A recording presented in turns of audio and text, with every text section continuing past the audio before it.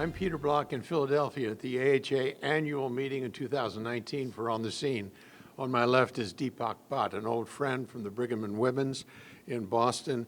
Deepak is a guru for isopent ethyl, a trial that has shown over now about a year ago, isn't that right, Deepak? That Yes. isopent ethyl, maybe we ought to put it in the water. It seems to help. So let's go back to the original trial quickly Sure. and then talk about the latest information, Deepak. Sure. So the drug is icosapent ethyl. It's a prescription EPA, or icosapentaenoic acid, and ethyl ester. I presented the REDUCE-IT results as a late breaker a year ago at AHA, published in New England Journal of Medicine.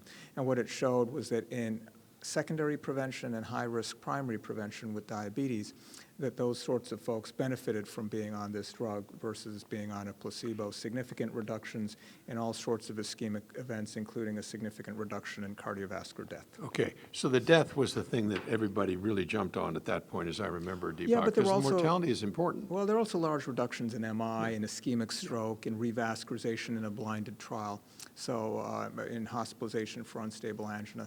So all the ischemic endpoints we tested were significantly reduced. So it's a great drug, or it seems to be from the original. What have you learned recently? What's the outcome now of these further endpoints that you're learning about? Well, at this meeting, there was a couple of different presentations as far as icosapent ethyl goes. Bill Weintraub presented our cost-effectiveness analysis showing that the drug is highly cost-effective. In cost-effectiveness parlance, it's dominant, meaning that it's cost savings, that is better outcomes at a lower cost, so a really favorable cost-effectiveness profile. As well, I'll be presenting REDUCE-IT USA. That's actually already been published in circulation, but I'll be formally presenting it here. And it was just published earlier this week, showing a significant reduction in all-cause mortality in the U.S. cohort of 3,000 patients. But I'll be providing some greater detail at the actual Yeah, but that's an presentation. interesting study, because frequently we see with these large studies that in Europe, for example, patients somehow magically seem to do better than the U.S. or vice versa.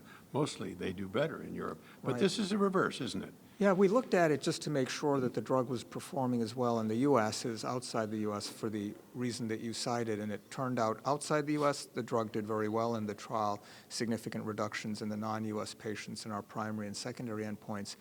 But in the U.S., if anything, the benefits were even larger, including a reduction in all-cause mortality. But I don't think it's that it was U.S. per se. Those patients were higher risk, that is, they were more obese, they had lower baseline levels of EPA, so there was other stuff there. I think what we're learning is that in the United States, people are at higher risk frequently, simply Yes. because of our habitus and habits, and Right. we don't do so good, as they say, right? Absolutely. I think that's an underappreciated fact, and that's why a lot of times strategies that seem to be good, even not just with medicines, revascularization, for example, I think it might just get more bang for its buck in the U.S. All right, one last question for you. Is this drug something that we ought to put in the water? It's a great question. It's sort of, I think, what happened at the dawn of the statin era, where there were people that thought, oh yeah, use it even more broadly, and other people that said, oh, wait for more data. So, I think things will play out over the next decade or so as far as EPA-based therapeutics, but what we've shown and what's actionable right now is that in patients that are secondary prevention, CAD, CVD, PAD, or have diabetes, and that's what I'll call high-risk primary prevention, there the drug provides substantial benefit. Let me make one important point.